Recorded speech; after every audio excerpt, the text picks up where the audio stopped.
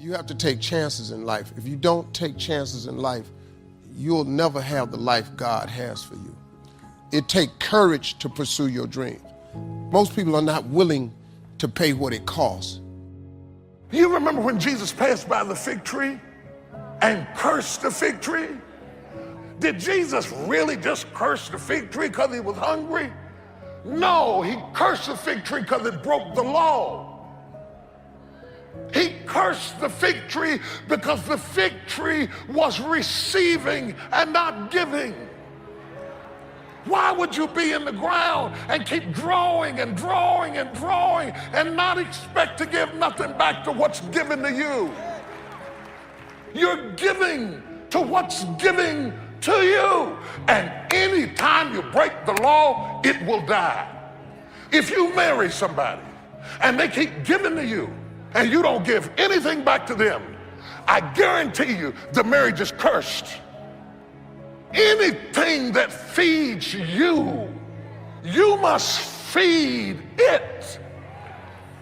You bless what's blessing you.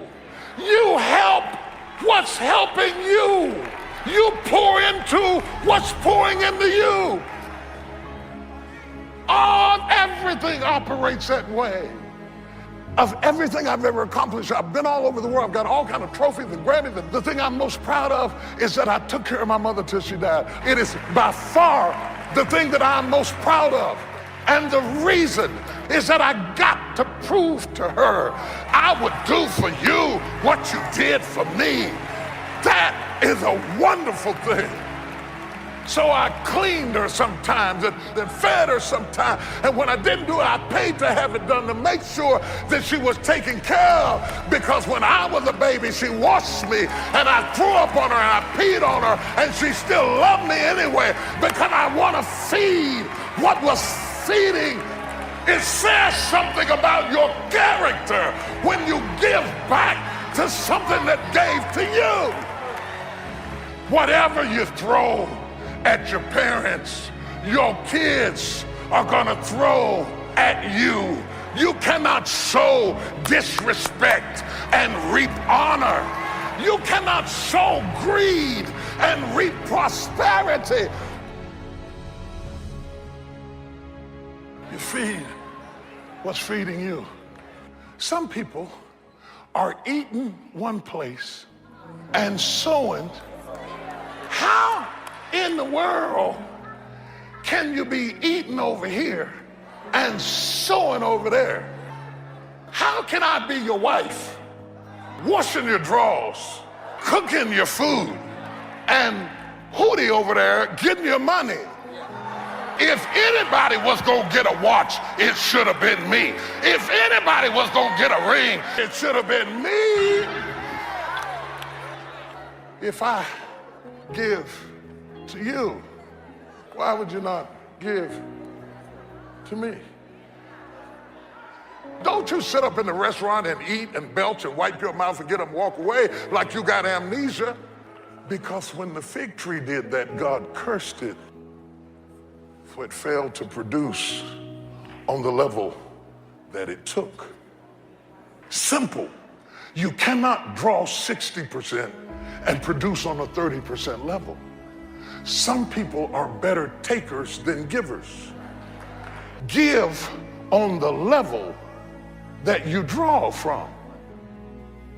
What areas in your life are you underfunding and over-expecting?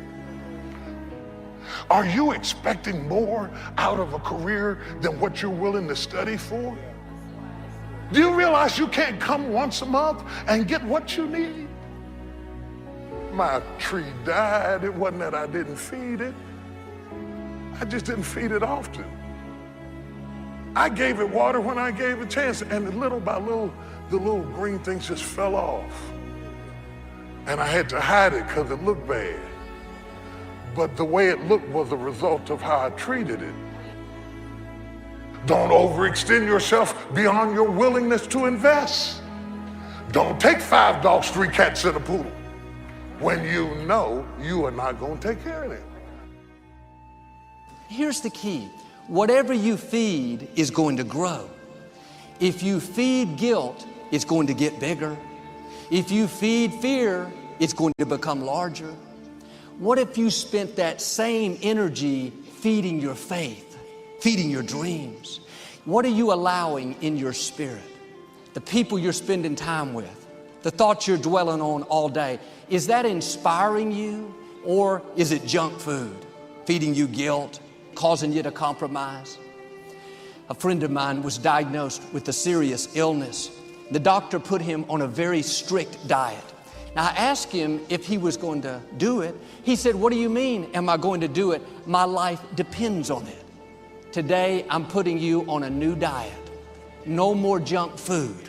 No more dwelling on thoughts of worry. I don't have what it takes. No more hanging around people that are feeding you negativity. Your prescription is for faith food.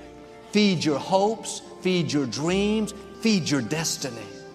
Quit feeding the insecurity. That's not on your diet. When you feed your value will get stronger. I have some flowers in my backyard. One summer, it was very dry. The sprinkler system couldn't keep up. So every afternoon, I'd go out and water those flowers with my hose. 40 feet away, over in the corner, there were a bunch of weeds. I noticed a few weeks later, all those weeds had died off. My flowers were just as beautiful as can be. What you don't feed will eventually die. You may have some weeds in your life today. We all do. Don't be alarmed by the weeds. Just don't make the mistake of watering the weeds. What you quit watering will eventually go away. If you came over to my backyard and saw me out there watering the weeds, you would think, what is wrong with that man? Are you watering what you don't want? When thoughts tell you nothing good is in your future, it's all downhill from here, instead of watering that weed, water what God says about you. Father, thank you that the path of the righteous, my path, gets brighter and brighter. Thank you that you've surrounded me with your favor. Feed your faith. I'm coming out. God always causes me to triumph. This too shall pass. Maybe you've had bad breaks in life and things haven't turned out the way you had hoped. Don't feed the self-pity. Quit reliving the hurts. You can't feed your history and feed your destiny at the same time. What's happened to you is over and done. How you were raised, who hurt you, who you lost, that's history. It may not have been fair, but God is fair. He knows how to make it up to you, but you have to let go of what didn't work out. If you're feeding the hurts, feeding the betrayal, it's just like you're watering resentment, watering bitterness. The way to get past it is you have to starve it. Quit thinking about what you didn't get, how you can prove to them that they shouldn't have left you. If you will put that same energy into your destiny, then God will give you beauty for those ashes. You don't have to pay anybody back. God will be your vindicator. The scripture says offenses will come, betrayals will come.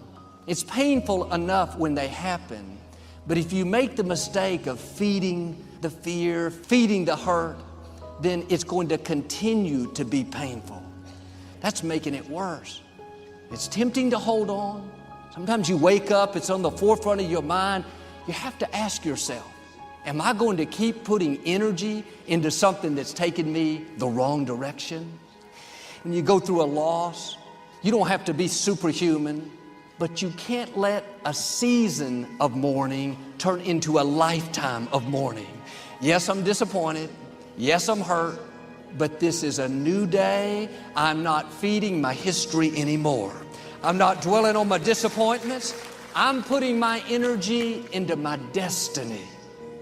You may have had some disappointments in the past, but this is a new day. God is about to release His favor in a new way. Doors are going to open that you never dreamed would open. Now do your part. Keep feeding your faith. Stay on your diet. No more feeding doubt. No more mourning over what didn't work out. Don't use your energy to feed your history. Use your energy to feed your destiny.